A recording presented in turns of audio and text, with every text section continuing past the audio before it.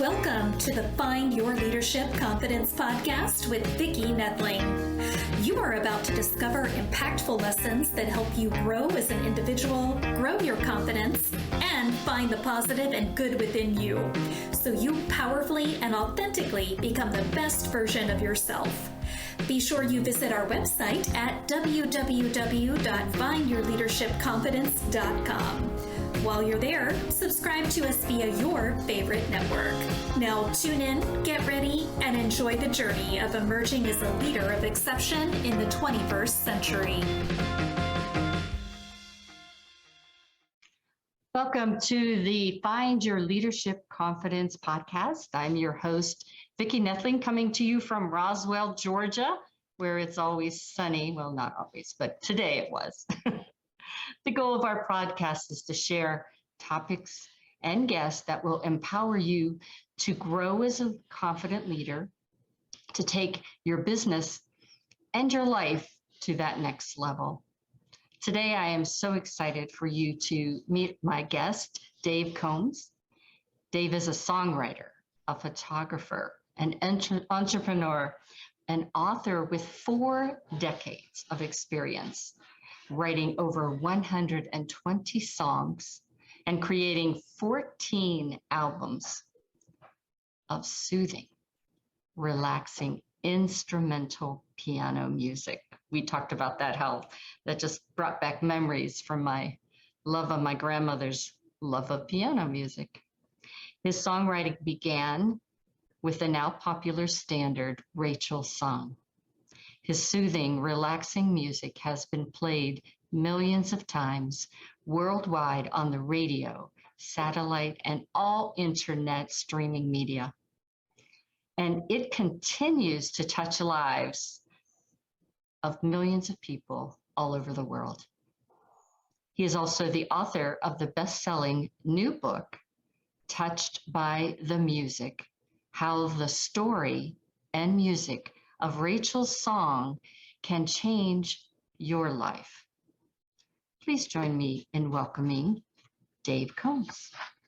Well, thank you, Vicki. Thank you. That was a wonderful, very kind introduction. I appreciate that. You're very welcome. And I wanted to start, before I got into my questions, not everybody might know your song. And so if you will indulge me, I'd like to just take a moment and play your song. Okay. So let's do that. Now, let me see. I think I need to go back here and do some sharing. So we're going to share my screen and we're going to share sound. And this you all can get, just as I did, off of YouTube. Here it is, Rachel's Song, but make sure you look for composed by none other than David M. Combs, piano, keyboard, and arranged by Gary Prim. And the keyboard, the artist himself, is with us tonight, Dave Combs, and the guitar is by Stan Moon. So take a listen to this beautiful song.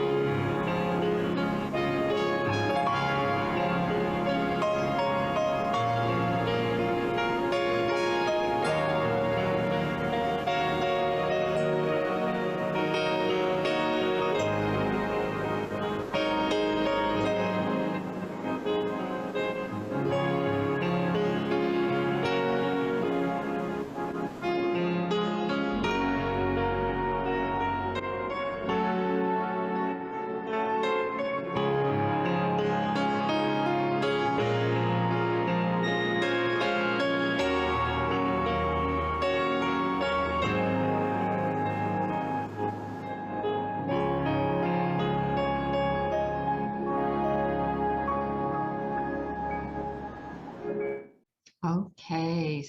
So that was a beautiful interlude that we had. I hope everybody appreciated that as much as me. Kind of hurts from smiling so much because that song was just so beautiful. All right. The way that I normally start these podcasts is I ask you a simple question before I get into the meat of the things, and that's just an icebreaker to tell me, where do you live today? What do you call home? I live in Winston-Salem, North Carolina. Probably, what is it, about 5 hours from you down in Roswell. Come up I-95 or 85, and here you are. But my wife and I have lived in Winston-Salem since 1969 when I graduated from college, and she graduated in 1968. We met here in Winston-Salem and got married a year later, and we've lived here for the most part for all the years since, and except for about 3 years that we moved to Bethesda, Maryland area, where I was working at Western Electric, or AT&T, and she was working for the president in Washington. So we moved up there for 3 years, and then we moved back to Winston-Salem. So Winston-Salem is kind of the place where we've lived longer than we've lived anywhere else in the world. So we call this home, and it's a wonderful place to live here in the Piedmont, home of Wake Forest University, where I got my MBA back in 1978.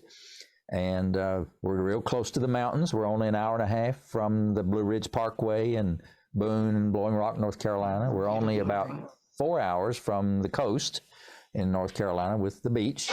So we've got the best of both worlds here. Yeah. It's a great place to live. I could tell from your accent that you were from North Carolina. Well, actually, I was born in Tennessee. So if you really want to, I can pour on the Tennessee hillbilly accent here. So. So cool. All right. So how and when did you write your very first song? I was 33 years old. This was in 1981. I was sitting at home one evening after my job, working all day at my job with Western Electric. And my way of relaxing is always just to sit down at the piano and play something. Music is always, especially playing the piano music, is always so relaxing to me. It's just because I think when you're playing music on the piano, you cannot be thinking about all the other things in the world or whatever. It kind of takes, you've got to take your mind off all those things and focus on the music. And so that evening in 1981, January, I sat down at my piano and I played the song you just heard. That was the melody. That's not the arrangement that I played, but I played that tune. Yeah. And as you can tell from listening to it, it's a very simple, but very pretty tune with lots of beautiful chord progressions, from a C to A minor, a D minor, G7. It's just it almost harkens back to the old rock and roll or the doo-wop or those kind of chord progressions, which I love listening to growing up. But it's just a beautiful progression of chords with a very simple, wonderful melody in it. Well, I played it. I didn't even realize I was playing a new song. I just simply played that song. I promise you that I did not try to write it. It just came to me and I played it.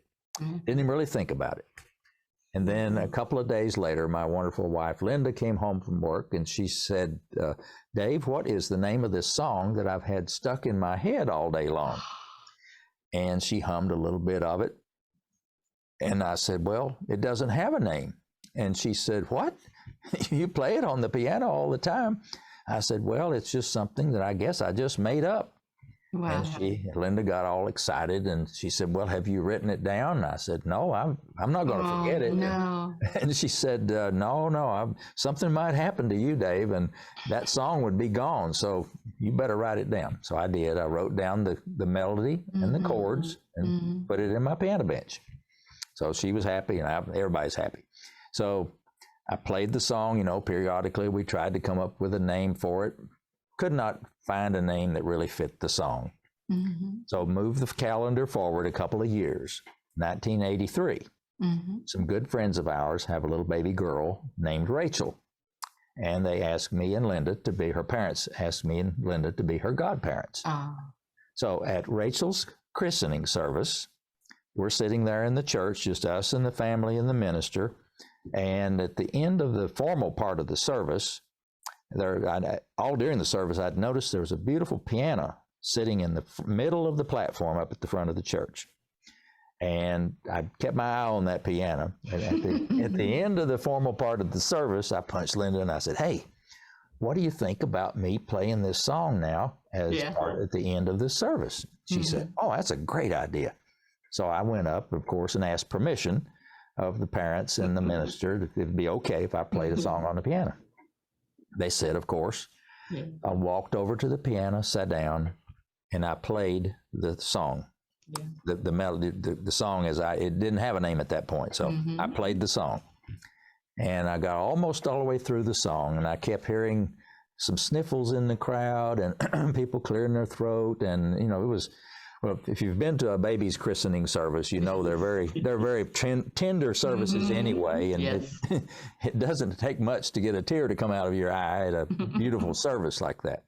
Well, even I noticed that I had some tears coming out of my eyes. Well, as the song finished, as I finished playing it, I looked over to little Rachel in the arms of her mother, and I said, "From now on, this song will be called Rachel's Song in her honor."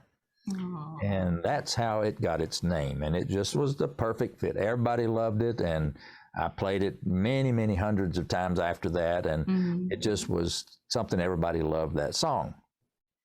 Now, what happened was that song changed the trajectory of my life, because 3 years later after that, in 1986, I was having to work during the week, all week long, in Nashville, Tennessee. We were cutting over some new software at a manufacturing plant there with AT&T, and that was my job, was to help with that.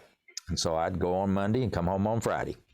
And Nashville, as you know, is Music City, USA, right? Yes, sir. And so Linda said, "Well, while you're in Nashville, why don't you go and get a demo recording made of Rachel's song? Find a studio and a professional musician and get it recorded." Okay. So I've gotten my rental car one evening, and I drove around downtown Nashville. And I'm sure you're familiar with Nashville. There's an area called Music Square. It's where the Country Music Hall of Fame and the ASCAP and BMI headquarters and the RCA studios that you can tour are around the corner there, and everything musical in those two square block areas. And I drove down this one street called Roy Acuff Place. Now, your folks will remember Roy Acuff was a very famous country music star on the Grand Ole Opry, and just much loved. I know Roy. Everybody loved Roy Acuff. Well, they named the street after him, and so I was driving down this little side street, and at the end of the street was a big building with a barn-shaped roof, and out on the street side was this great big water wheel, like you'd see at the Mabry Mill up on the Parkway, or great big water wheel. And on the side of the building, the sign said, "The Music Mill." I said, "Okay, that's encouraging." So in the parking lot I go, and sure enough, I see a man sitting at a desk in the lobby. So I go and knock on the door, and he comes over and unlocks it and opens it, says, "Hello, I'm George Clinton. Can I help you?" Now, it's not the George Clinton everybody thinks about. There's a lot of George Clintons around, but this fella was a recording engineer in Nashville, Tennessee. And so he introduces himself, and I told him I was looking for a studio. And he said, "Well, come on in." And I stepped into the lobby, and over on the left wall of this 2-story lobby was a life-size picture, maybe even bigger than life, of Glenn Campbell. And then straight in front of me was this huge picture of that wonderful group, Alabama. Yep. And then over here's the Forrester Sisters. And then there's gold records and platinum records framed and put on the wall all around this place. Well, I thought, well, this is something else. And I said, "George, I have never been in a studio in my life." And he said, "Well, you're in luck. Tonight, there's nobody recording right now. let me take you on a tour of Studio A. Well, Studio A is always, you know, the big, the showcase studio, the big one.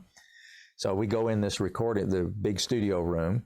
You could put an orchestra in that room, and I'm sure it was designed to record, you know, a big chorus or orchestra. A lot of musicians could get in there. Back in the corner was this 9-foot concert grand piano back there, and lined with, you know, glass enclosed rooms for the vocalists and the drums and all that stuff. And he said, well, let's go into the control room where all the magic happens. So he opens this big, thick, about 8-inch thick door, soundproof door into the control room. And we step in there, and first thing I see is the console. This console was about 8 feet long, and I later learned it probably had about 32 tracks. In other words, you could record 32 different things at the same time, all using that console. And it had sliders and lights and switches and knobs, and I told George, I said, man, you could launch a spaceship from in here. So he chuckled, and then around the wall was these tape recording machines and digital recorders, and on the wall on each side of this big glass window where you could look out into the studio where the musicians were, these big speakers so that you could hear the sound really, really clear and real good. And I was in total awe of this place. How much does a place like this rent for? He said, well, it's $125 an hour plus engineer. Now, this is 1986. $125 an hour in 1986 would be over $400 an hour today with inflation. So that was a whole lot of money back then. And so he said, well, don't worry about it. He said, the fellow who owns this studio owns a small studio across the street. It's in a little, what used to be a rent house, and it's $15 an hour plus engineer. And he said it'd be perfect for you. It's got a small console, a baby grand Yamaha piano, perfect for what you need. I said, well, that is great. So now all I need is a musician to arrange and perform my song for me. And I said, it's just a simple little melody on the piano, a real pretty little simple melody. And he thought for a second, and he said, I know just the right person for you. His name is Gary Prim, P-R-I-M, and he and I've known him forever, and he and I go to church together, and he's just a wonderful, wonderful piano player, and said he'll do a great job for you. So let's go back to my desk, and I'll write down his phone number for you. He did, and handed me the piece of paper, and I thanked him profusely, got out my rental car, and I hightailed it back to my hotel room to call Gary Prim. Yeah. I couldn't call him on a cell phone because cell phones they weren't invented yet. I couldn't send him an email because the internet had not been invented yet either. So I had to go back to the hotel and call him on a landline, which I did. And I got his answering machine, and he called me back in about 30 minutes. And he says, what can I do for you? I said, well, George Clinton says you would do a great job doing a demo recording of a little song I've written called Rachel's Song. And he said, well, I'll be happy to do that. I said, well, what do you need from me? I'll send you whatever you need.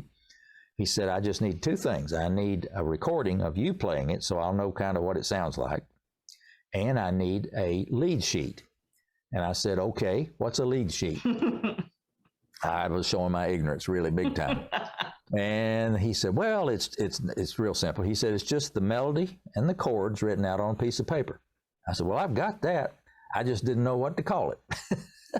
So I got back home, and I mailed Gary the cassette tape of me playing it on the piano and the lead sheet. And then we met 2 weeks later in this little studio across the street from the Music Mill. And it was on August the 22nd, 1986 at 6 p.m. I will never forget that because that night, that evening, changed my life. Wow. At 6 o'clock, Gary Prim comes walking in the front door carrying his synthesizer. It's a little Yamaha DX7 synthesizer, great analog synthesizer. And he sets it down next to the piano in there, and then he sits down at the piano and starts warming up. And he's a wonderful, instantly we just clicked instantly. It's one of those people who are very friendly. We just became instant friends. Yeah. And so I'm in the control room with the engineer. Gary's out there warming up on the piano. No time, he says, well, I'm ready. Okay. So the engineer pushes the record button and Gary starts playing my song. Now, I am blown away by what I'm hearing because, Vicki, I had never heard anybody play my music but me. Mm-hmm. So you can imagine I had no idea what to expect from an arrangement by a professional musician of my song. And so he plays through part of it. I couldn't believe what I'm hearing. He gets most of the way through it and he stops. He said, I think I can do better than that. So rewind the tape back to the beginning, start recording again. This time, Gary gets all the way through the song perfectly, did not miss a single note anywhere. Mm-hmm. And I'm just blown away. And I'm in there in the control room and I thought, wow, this is just way beyond what I expected. And if he had stopped there, I'd have been happy. Mm-hmm. But Gary came in the control room and he says, now you need to fix me up so that I can record from my synthesizer. I'm going to add some more tracks to this, make it really special. He said, one thing I want to do is I want to add an electric piano sound to be right on top of, or what he called doubling, what he just played on the real piano. And when you listen to the recording that we just played, when the chorus part of the song came in, you'll notice that the piano sound started sounding a little fuller. It was a little different sound. Well, that's because it was the piano and the electric piano sound together. Yeah. The first verse is all piano, just piano solo. Mm-hmm. And then in the chorus part is when the electric piano kicks in. And so he puts the electric piano in it from that point on. And then he said, it needs some more instrumentation too. It needs some bottom and it needs some top. So we're going to put some low strings and we're going to put some high strings. So 2 more tracks, low strings. And he plays along with it and gets those in there. 2 more tracks, high strings, plays those and gets that in there. And then you'll hear some horn sounds throughout the song a little bit. So he put on the horn sound on his synthesizer, and right in a few select places, he put some horn sounds in there. And then he said, I think that's probably about enough. So he comes into the control room. We're standing there, and of course, the engineer rewinds and puts everything kind of sort of balanced, at a rough balance of it. We listened to it. I could not believe my ears. It sounded better than anything I'd heard on the radio. Of course, I'm a little biased, I guess, but it just blew me away. And so Gary says, I think that's got it. And I said, I know it does. So I thanked him profusely, wrote him a check for his agreed upon fee, and he left. And I did not know whether I would ever see that young man again or not. Now, I say young man because I was, only 36 or so, and he was in his late 20s at that point. Had just gotten married not too long before that, and so he's a really young guy. But I did not know that young man would later become like a brother to me. Mm-hmm. I saw his kids grow up. His wife Julie and Gary and I we're all like brothers and sisters. We're more like family than anything else. And because I went back to Nashville over 15 years and recorded over 170 songs with Gary in the studio, 14 albums worth. Now I wrote 120 of those, and the rest of them were favorite hymns and popular songs. But that young man and I have remained dear friends over all these years. And that recording that night changed my life because what I heard was 100 times better than I anticipated. Let's put it that way. And everybody that I played it for was just blown away with that music. It touched them somehow. Yeah. And whether you're in a mood to be uplifted or in a joyful mood, or whether you're in a somber mood, whatever, it kind of has all of those elements in it. Yeah. I've had people tell me that I laughed and I cried and all those emotions come out. And it's just amazing. Such a rich melody, Yeah. Has so much depth to it. Yeah, and it's kind of unforgettable too. I mean, people can still, once you've heard the song, you could probably hum the melody yourself without any problem. It's very simple. Well, I did get it played a lot, that recording. I got it played on the radio, our local radio station here, put it on the radio through a friend of mine who had a radio program. He was an announcer on the station and had a big band radio program. He loved the song, so he played it as part of his big band show. And then everybody started calling in to the radio station about that song that he just played. And the radio station manager called me and he said, Dave, I've never had this happen to me in my over 20 years of being on the radio. My phone bank lit up when Bob played that song on Rachel's song on the radio. The phone at the bank everybody called in. What's that song you just played? Can you play it again? Tell us more about the Rachel song and everything. And he said, Dave, this song is special and you need to do something with that song. Well, that couldn't have been more true. I decided that I had to get that song on the radio everywhere. Now, I didn't know how to do that. All I knew was I got that on the radio because a friend of mine was the announcer. How do you get it on radio stations that never heard of me? Yeah. Well, I did figure it out. I found out the phone numbers for all these easy listening radio stations. And one of them was right where you are there in Roswell, Georgia. There was an easy listening, I think WPCH was the call signs for it at the time, Peach Radio. And I found the phone list of all the easy listening stations in the country. And I started calling, and I would send them a copy of Rachel's song, and to a person, they loved it, and they put it on their station. And then I found out that there were a lot of radio stations that didn't do their own programming. Yeah. They were programmed by a firm out in Chicago called Bonneville Broadcasting, and they would do the programming and send it out to all their stations that subscribe. I sent it to them, and the guy on Bonneville, he loved it. He put it in his playlist, and all of a sudden, bang, I am in 200 radio stations just like that. And there were about like 400 stations in the country that played my music for a long, long time. And that's how it really got spread around, and a lot of people heard Rachel's song. And I started getting mail. People would call the radio station and say, what is that song you just played? And they'd get my address off the record and send me a letter. I started getting fan mail. Wow. And that was the beginning of that. And so I knew that it was touching people's lives because they were pouring their soul out of how it really touched them. And over the years, I have received over 50,000 letters. Oh my goodness. From people about Rachel's song and my music. I have boxes and boxes of those letters in my basement. And the very most special ones I put in scrapbooks. And I have 23 scrapbooks, these big, thick scrapbooks full. If I ever want to get inspired or uplifted, just pull out a scrapbook at random and just start reading. They're just fantastic letters. And that was really the impetus for me writing my book. You know, my book's called Touched by the Music, How the Story and Music of Rachel's Song Can Change Your Life. Well, it sure changed mine. And chapter 21 in my book, I put about 22 pages of these stories letters that I got from people. Oh, yeah, so good. Oh, they're just wonderful. You better get your box of Kleenex out when you read it, because some of them are real touching. What does Rachel think about this?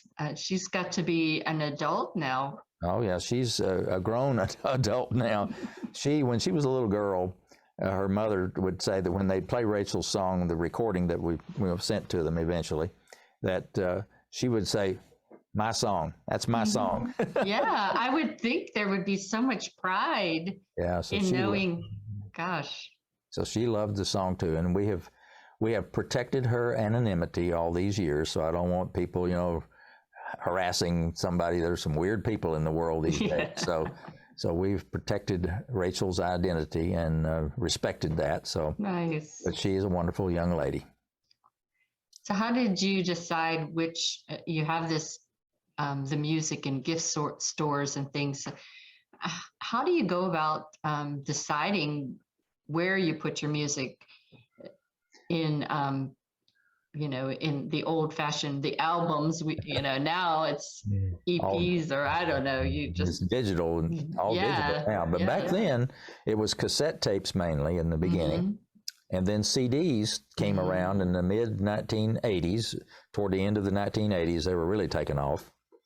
And so I did have to decide, how am I going to have my music out there to be purchased by people in a retail environment?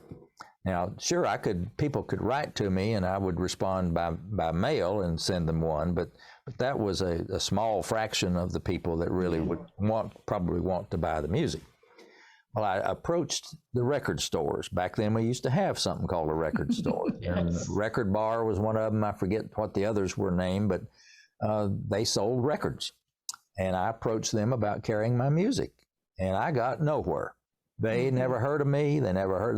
First of all, it was instrumental music. They were all interested in country and rock and jazz and all the other kinds of music. But instrumental, what they called elevator music, they could have cared less about. And so I got nowhere. And it was only after a lady that I worked with who had a friend who owned a gift shop. And my friend that I worked with said, can I give a CD of Rachel's song to my friend Jane that owns this gift shop in Old Town Alexandria? Now, if you've been to Alexandria, Virginia, you know it's a very wonderful tourist town, right on the across from Washington, D.C., right on the Potomac River. Lots of gift shops and restaurants and great places to just visit. And so she gave a CD of Rachel's song to her friend Jane, who owned this gift shop. The name of it was called America.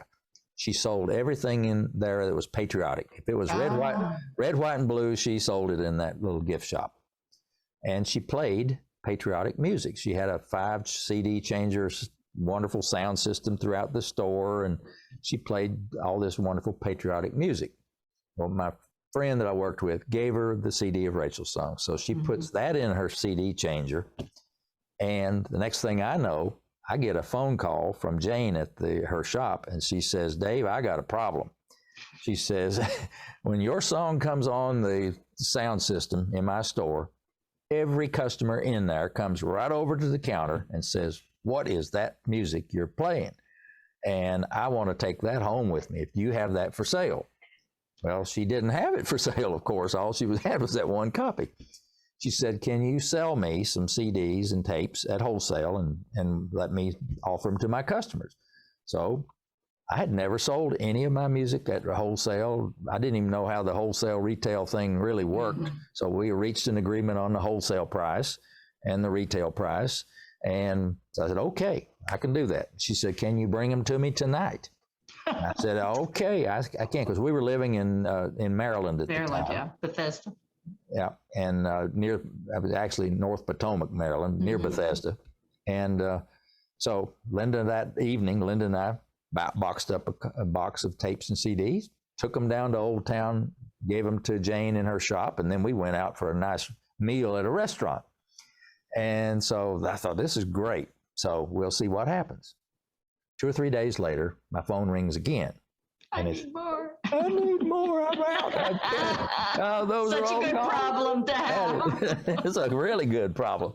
So she says, can you bring me some more? How about double the order this time? Okay. Oh. So we did the same thing and boxed them up, took them to her. And Linda and I made that trip every week for over a year. And Jane sold thousands of cassette tapes and CDs out of that one little gift shop from just playing it on her sound system in the store. Thousands. I mean, a lot of money. She could not believe it. I couldn't believe it. And this is where my analytical brain kicked in. Now, I'm a math major, physics minor. I have my MBA, and I am in technology. I was a computer programmer, and I've been in technology all my life. So Dave Combs is very analytical. Some people might have called me a geek. Maybe not to my face, but anyhow.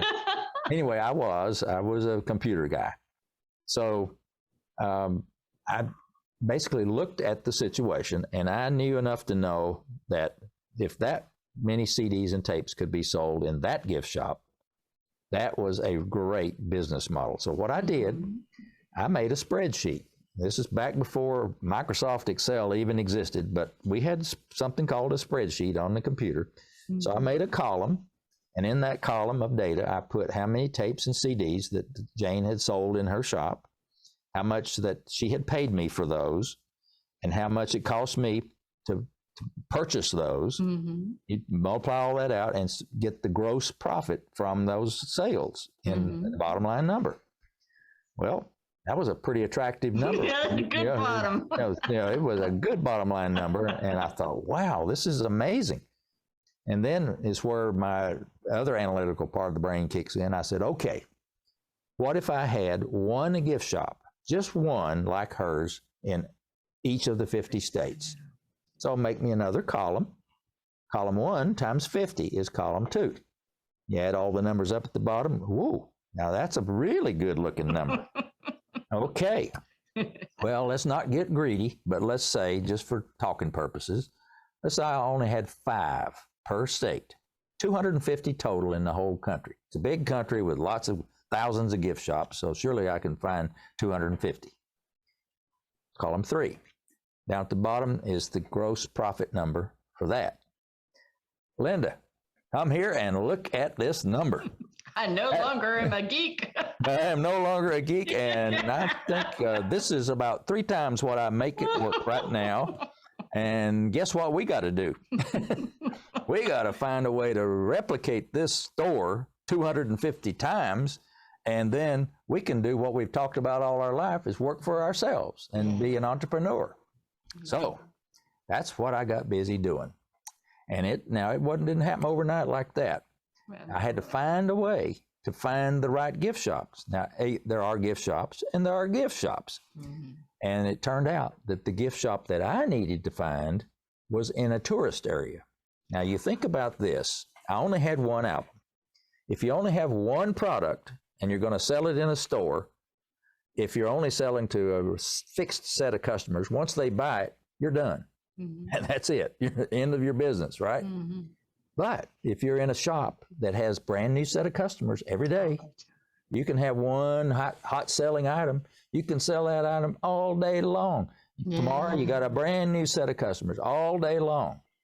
That was the magic formula that I needed to find. But I didn't know how to do that. I just started at random calling gift shops around. And first of all, we actually physically visited the gift shops. We'd go on a weekend. Linda and I would go to these tourist towns. She'd go down one side of the sidewalk and I'd go down the other, and we'd look in the gift shops and do our prospecting in person. And if it was a good prospect, I'd leave them a cassette tape or a CD and say, if you like the music, call me. Almost all of them did that loved the music. So I knew that method through gift shops, that there were others and that they did like it and they would play it and sell it. Right. And I built up my customer base from, that one to probably 20, 25 in really pretty short order. But then I ran out of places that we could go to on a weekend. You kind of run out of territory that you can comfortably get to. And so I had to start calling gift shops. Well, I had to get their phone numbers. And back then, we had something called a phone book. Our young people today don't even know what a phone book is, probably, but other than electronically. But we had physical phone books. And the Library of Congress in downtown Washington, D.C., had a room, had every phone book in the country, the whole room full of them. I would go down to the Library of Congress, find the towns that I wanted to get their gift shop listings, find the yellow pages, and make a Xerox copy of those gift shop pages in the yellow pages. And I'd make enough of them, and I'd bring it home, and I'd start calling. And I would call on Saturday morning from 10 o'clock when the East Coast gift shops opened up till my voice would probably give out around 6 o'clock. And I would start calling to the West Coast because they were 3 hours behind us. And so I would call Saturdays and Sundays for every weekend. I made so many phone calls that my phone bill came in a box. It was like the size of it was like a shoebox, and it literally was full of little pages of every individual phone call listed. I'd made thousands of phone calls. Most of them were 13 seconds long. because I would call and say, here's what I'd say. Do you sell any cassette tapes of the music you play in your store? And I'd wait for the answer. And if they said, nope, we don't play music. Well, thank you very much. Goodbye. 13-second phone call. Go to the next one. I had to make 29 phone calls. 30 phone calls to get one that would say yes. Now that's how thin it was back then. Most people had no idea about playing music and selling it in their gift shops. Mm-hmm. And so I'd get no 29 times before I'd get a yes. And that's a lot of no. And if you're an entrepreneur, one of the things you got to get used to in any kind of prospecting you do, you got to get used to people telling you no. Mm-hmm. And you also have to get used to thinking that no doesn't mean no. It just means not yet. There you go. You got it. It means not yet. Yeah. And so I did that. And my 1 in 30 was, I could make enough to have, 15 or 20 prospects by the end of the weekend. And most all of them would call me back and become customers. But that was a lot of work. To get just that number of customers. I had to get more efficient. There had to be a better way. Mm-hmm. And my problem I realized was I wasn't calling the right gift shops. I wasn't calling in tourist areas. Tourist areas, when I'd get a tourist town, I would notice that the hit rate in my calling would go boom from 1 in 30 down to 1 in 4 and 5. Almost everybody there was doing that. It was different mindset, totally different mindset in a tourist town. So I said, okay, how do I find out where all the tourist towns in the United States are? Mm-hmm. Surely to goodness, the Chamber of Commerce or the Department of Commerce has this wonderful list that they can just send to me, and I'll have all the tourist towns in the whole country. I called them up. Nobody had ever even thought about putting together a list of tourist towns. It was like everybody, well, I live in Virginia. Everybody knows where all the tourist towns are in Virginia. I said, yeah, so do I. But I don't know where they are in Oregon or Washington State. That's not close to me. Well, I got nowhere. And then I got to thinking, here my good old left brain starts kicking in again.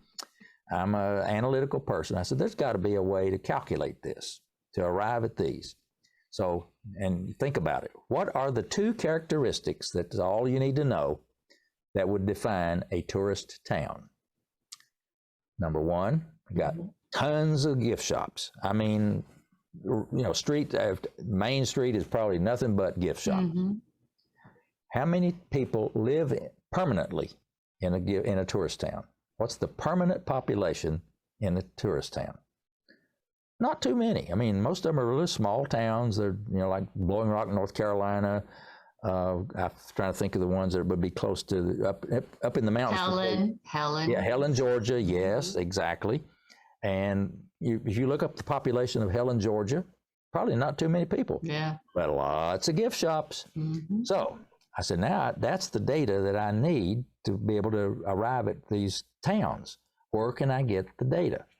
Well, it turns out I could purchase the listing for the gift shops in the entire country. I could go there. We had something called the Yellow Pages back then, and the Yellow Pages company would sell. You could say I want all the gift shops in the entire United States, alphabetically printed within town, within the state. And I think it cost me a couple $100. It was not cheap, but I ended up with a printout about this thick, about 4 inches thick, on big wide computer paper that had all 75,000 gift shops. You're right. Now, can you imagine me thinking, now, how old will I be when I'm finished? So anyway, I got the printout, and it was perfect because it had alphabetical order within town, and all I had to do was say, well, Blowing Rock, North Carolina, 1, 2, 3, 4, 5, 6, 85 gift shops. And so I made me a spreadsheet. I went through the whole printout. It took me a long time, but I counted them out. I made me a spreadsheet that had the city, the state, and how many gift shops were in that city and state, and went through the whole thing. Now I said, okay, the other piece of information I need is how many people live there. What's the permanent census population of, Helen, Georgia, or Blowing Rock, North Carolina, whatever. And so I knew that if you want to know something these days, go to the library. A librarian can answer almost any question. They are wonderful people. If they don't know, they know where to go get it. Yeah. And so they are a great resource. So just so happens the public library was across the street from my office in Bethesda. I walked over there at lunchtime one day and I talked to the librarian, told her what I wanted. And she says, "Oh, I've got just the thing for you right here." And I have a copy, my copy that I ended up buying. Here it is. I wanted to show you. I know it's heavy. It's a big book. Oh my goodness. This thing weighs 12 pounds. It's the Rand McNally, the 1990 Commercial Atlas and Marketing Guide. Oh, And she says, this book, now I knew I was going to have to sit in the library for a long time if I was going to get my numbers. So I found out that I could buy one of these myself. But look inside this book. I mean, there are. Oh my goodness. Let's see, where is the, I'll get it here in just a second if I can. I just referenced Rand McNally the other day when I was teasing people about how when I moved to Georgia, I used just the Rand McNally because we didn't have Google yet. Yeah, well, like here's Kentucky, for example. There's the maps. But the main thing is, look in the back here, in the back, this is, as for New York, for example, it has alphabetically every little census crossroad in the state. Oh my goodness. And one of the things is the population. You know, it gives you the population from the census there. Oh, So super. now in this book and my list computer printout I had all the data I needed.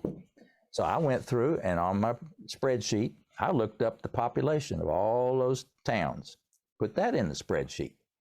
And then the next thing is where the magic happens. I said, "Okay, computer, you calculate the ratio of population per gift shop.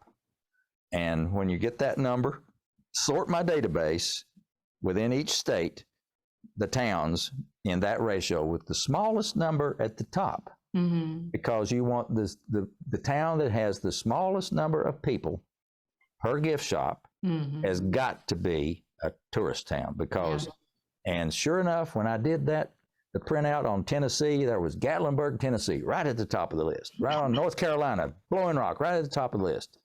And Georgia, Helen, Georgia, right there at the top. You know, and states that I had no clue about, I didn't need to worry about it. There they were right at the top of the list. And then I could go to my printout and lo and behold, start calling those. And it was the exact same thing that I expected. I went from 1 in 30 to 1 in 4 or 5. I was just getting customers right and left. And I'd have to take 2 carload trips of packages to the post office on Monday for all these prospects. Again, a good problem. Oh man, what a great problem. And so my gift shop, I went from a handful, I ended up with over 1,000 gift shops in the entire country. 1,000. That's a little bit higher than your first bringing higher, Linda over. 4 times higher than my 250. But it worked, and it was just, and it's the lesson there is that if you can find surrogates for what you're trying to do, if you don't know the data, at least find some piece of data that correlates to it. And you can, chances are, find a way to target what you're trying to do and become more efficient at your prospecting or whatever you're trying to sell or promote.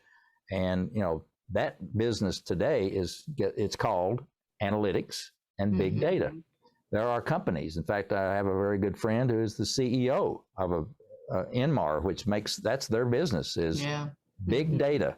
And it's a huge benefit to companies that want to use that to do very smart, targeted advertising, for example.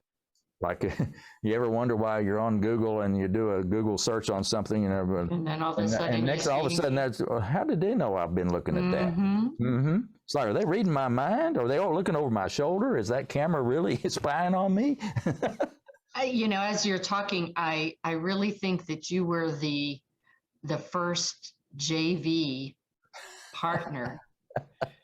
You had all of those JV partners in your gift stores that they were the people that said, yeah, I can help you. How cool is that? Yeah. Well, I love telling that story because it really hopefully causes people to think about what might apply to their businesses or whatever they do. But it just was such a magical improvement in the way I was doing business that it made a huge difference, and enabled me. By the time 1992 rolled around, I was able to quit my job at AT&T and do my music full time. And I wasn't old enough to retire, and I didn't have enough years service to retire actively then. So I was only 44, and I only had, 22 years of service. So, but I could not wait. The numbers were there, and I said, You okay. were done being a geek. I was done being a geek, and I'm going to be the music man now. So that's a fun. I love to tell that story. That story's in my book, by the way. If you want to read about the book, and your book is on Amazon, right? It's on Amazon. Yeah, awesome. It's and you can find it from my website real easy, because I've got links right to the Amazon pages, right straight to it for my music and my book. But perfect.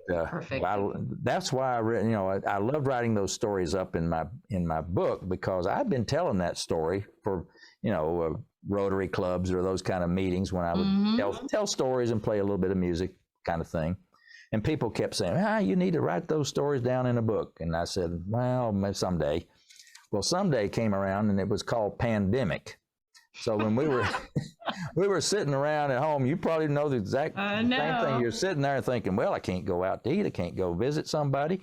What am I going to do? So you have to think about, well, you should be making yourself productive. Yep. Well, Linda, my wife, she's the one with all the great ideas anyway, all the time. She says, all right, Dave, now's the time to sit down and get on that computer and write your book. So I did. It took me about 9 months to put all those stories down and get them edited and get the cover designed and all the stuff that you do when you're writing a book. But I got it published on Amazon last October. It became a bestseller in about 3 or 4 categories, and it's people really enjoy reading it. And I get lots of positive feedback from that. And so I've encouraged people to, if you like this story, get my book. There's a bunch of other stories in there like it. Yep. And, I think one of the lessons is that you just have to do it. You can't wait till someday. Just go and do it. Take action. As my good That's friend, exactly right. As my good friend Jack Canfield says, and he wrote the foreword to my book. And he's the one, that co-wrote the Chicken Soup for the Soul books. And he one of his things is take action. You don't, I heard yesterday on a thing on TV that somebody said you can never turn if you're sitting still.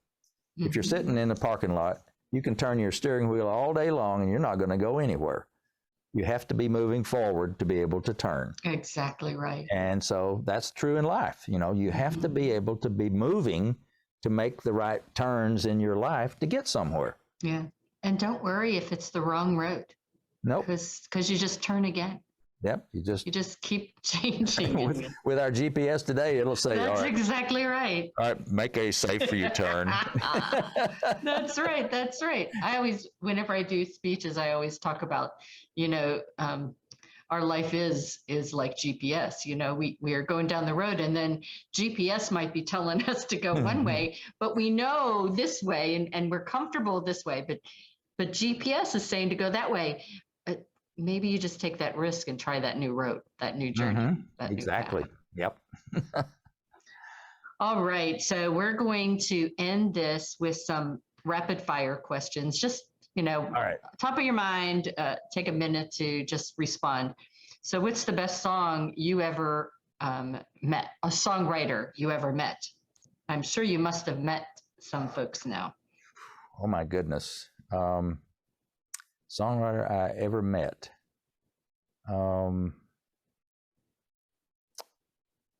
Let me think. Well, I've met a lot of people in the country music field in Nashville. I've met Randy Travis and a lot of country musicians. I've gotten to see a lot of musicians as well that are kind of mentors and heroes to me, like Roger Williams and Henry Mancini. I got to hear him one time. He's a marvelous songwriter, and I love his music. So I can't think of any name that comes right to the top of my mind at the moment, but well, you named some good ones. I did. So, okay. All right. You did. In your bio, I was reading, you call out joy and peace. What to you does, whenever you think of joy and peace, what does it mean to you in your life today? Well, I think it is being in a environment and a state of mind where the stresses of the world and the things around you are not as impactful on you as your own internal attitudes and state of mind. It's when you're at peace, you could be right in the middle of a incredible situation and still be at peace because you're in control of your own thoughts and feelings for the most part. And so to have joy and be at peace, I think is pretty much a state of mind that you can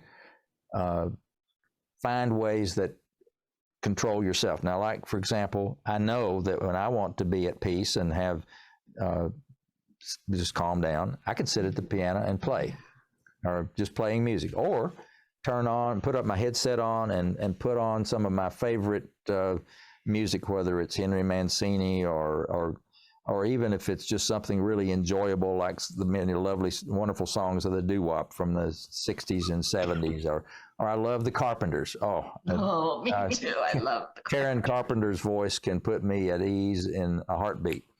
So music, I think, is a way to help me control my own internal feelings of the stress. So I think that to me is how I think about peace and joy. And I think, and I'm the same way, and we have a lot of things in common, but I think that if people would understand that if you're having a crappy day, if you're starting to get stressed out, if you just stop and just take a moment to listen to that song, that music that will calm you down, like your music, it takes you to that special place. So find those songs that touch you and, have them available on your phone. And the greatest thing is, with the technology we have, there's always a way that you can get to that special song. Mm-hmm. Yep, it's going to be very easy to tell your favorite whatever, play Rachel's song by Gary Prim, and bingo, there it'll come playing on your speaker, right? Yeah. The next one is actually kind of along the same lines. Music and healing. In the many people that you have in your scrapbook and in those letters that haven't quite made it to a scrapbook yet, tell us maybe one story that shows how music has healed somebody with, in their mind and their spirit, whatever. Well, there's a wonderful story. I think it's probably the first or second one in this chapter in my book, chapter 21, that talks about a lady who basically told me through the story. Her first name is Joan. That is the second story in my book. She says, I am a newly recovering alcoholic. And my music was suggested for her to listen to because of her extreme restlessness. Now, I understand that the side effect of alcoholism is, they have trouble going to sleep. They're just so restless they cannot sleep. Insomnia. And she says, the first time I listened to it through a headset and peacefully fell asleep. I continued to do so until about 4 months ago, a member of my AA group asked if she could borrow my tapes, and she never returned them. Okay, about a month later, I went out and purchased the tapes once again and slept soundly and with a great deal of peace once again. It still amazes me the extent that your music affects me, especially emotionally. Tears swell constantly. I continuously enjoy your music. It has truly helped me maintain my peacefulness, and in doing so has helped me maintain my sobriety. Thank you for sharing your music and talent. Your music has touched parts of my heart and soul that I believed to be long dead. Thanks again for helping make a difference in my life. May God bless you always, Joan. What a Now, wonderful tribute. Oh my goodness. And that's just one of many like that I've gotten. But that one, that was early on. I mean, that was really, really early. And that really confirmed to me that I was doing the right thing. You know, sometimes you charge off on your enterprise or your business or your entrepreneur journey. You're not sure of am I doing the right thing? Yeah. And did I do the right thing to quit my 22 and a half year career job at AT&T? You know, you need some confirmation and affirmation that you're doing the right thing. And those, for me, came in the form of these letters and notes from these over 50,000 people that wrote to me. Oh. You know, one of the mentors that I have had talked about, you know, whenever you're on your deathbed and you're reflecting on your life, will you be happy with what you've done? And I think that you can say yes. I certainly hope so, because somebody asked me earlier today on another podcast, you know, what is the legacy of my music or whatever? Mm-hmm. And I simply said, well, I hope that 100 years from now, 200 years from now, whatever method people use to listen, that music will still be around, and that whatever method people use to listen to music, that I hope that my music will still be able to be played and heard even long after I'm gone. And because I think the nature of my music that I've come to believe is that it is really a music for the ages. It doesn't have a time limit on it or an expiration date. It's kind of what they call evergreen. It's going to be there, and hopefully it's timeless. Yeah, it's timeless. The last one is power of storytelling. You've been telling stories all evening now, and so enjoyable to listen to. But a story has a lesson. A story has, takes us on a journey, a ride. So what else have you found with the benefit and the power of your storytelling? Well, I think it does have a way of connecting with people. If they can identify with the part of a story that you're telling, whether I'm talking to somebody in a, like in your case, we connected through the fact that we both knew about Helen, Georgia, and Roswell, and so there's a connection there. Mm-hmm. And so if you can tell a story that brings the listener into the story with you, or if you can, for example, in my recording music story, I want you to be in the studio with me. I would love for you to have heard exactly what I heard, and now you can. When you hear Rachel's song played, you're hearing what I heard in that story. Mm-hmm. And so storytelling is so powerful, and I've had some wonderful assistance with people giving me advice on how to be a good storyteller. Jeffrey Berwind is the name that comes to mind. He's a wonderful storyteller in the Philadelphia area. He's the one responsible for all of those docents traveling around the city of Philadelphia telling stories rather than just citing facts. Yeah. That was Jeffrey's idea. And Jeffrey was my mentor when writing my book to get my stories in a storytelling mode. And another thing I know about you is you like Toastmasters. I do. And I do too. When I was a young man in Western Electric, one of the things that I learned about was Toastmasters. And I was nervous as a cat my first few times going to a Toastmasters meeting, because, they go around the room and everybody there has got to stand up and tell a little story and they give you a topic, and you only got about 10 seconds. One to 2 minutes. And that's it. Well, that's excellent training on thinking on your feet and thinking while you're doing something else. A lot of times you freeze up, and that's the problem with most public speaking folks, is they get their mind just freezes up because they're so worried about what it is that's going to happen. But that was great training, and the Toastmasters really are a great thing for teaching you how to be a great storyteller. Some of the best Toastmasters that win the contest, why do they win it? They are fantastic storytellers. They have you in the palm of their hand in just about 5 seconds. and you're there. Yeah. You So transcend your audience to that time, to that place, to feel, smell, hear everything. where you all are, the Lord. senses, put all the senses in there, and Yeah, if you can make them taste it, touch it, feel it, smell it, everything. Yeah. Yeah. 25 years for me now. Really. Mhm. Congratulations. That's Yeah. very commendable. Thank you. No telling how many young people you have helped change their life for the better, because now they're great storytellers. So I also have, since 2011, I do youth programs. And I thought, why should I wait till those are young adults in 30s, like when I started.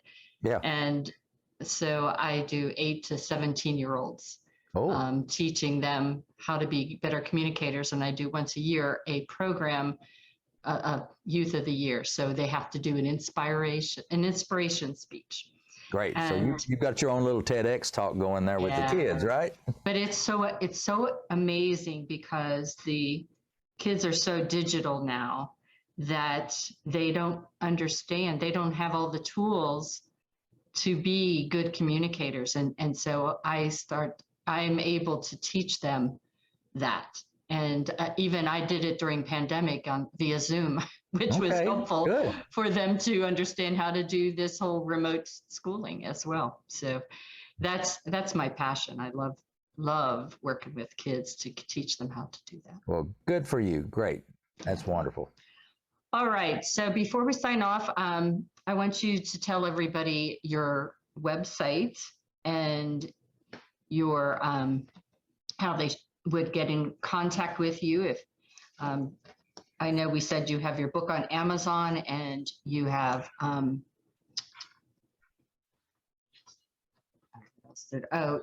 so your email and your website seem to be very similar. Your website is https://Combs with a capital COMBS capital MUSIC.com. So that's combsmusic.com. Yeah. And we will have that in the written in the outro of this as well. And may I give your email, or do you just want them to go to the website? Sure, it's real simple. So it's Dave, a small DAVE, Dave at combsmusic.com, and that is all small. So Dave at combsmusic.com. Again, Dave at combsmusic.com. And he is on Facebook, he is on LinkedIn, and YouTube. And he's on YouTube. Obviously, you saw the music that I played today was from YouTube. So go ahead and check out that, download his song, check out his book, because I'm sure, just like me, I'm anxious to read those other stories in chapter 21 of that book. And again, the book's name is, if you want to give that one more time, I see it right there, Touched by the Music. Touched by the Music, right. Right. And I want to just thank you. It's been such a lovely evening. I know you've referenced Roswell. Have you been here before? I may have. We have good friends that live around Atlanta, so I've more than likely I've been at least through Roswell anyhow. Yeah, just driving on 400. Yeah. Passing by. All right. So it's been wonderful. I want everybody to make sure you check out his website. We've received great tips. We've received great stories and music tonight. And if you have any questions, please go ahead and reach out to him. Before we sign off, I just also want to remind you that I do have my book where I'm one of 21 authors. I'm chapter 5. And the name of the book is Unstoppable: Being Fierce, Fearless, and Unfuckwithable in Life and Business.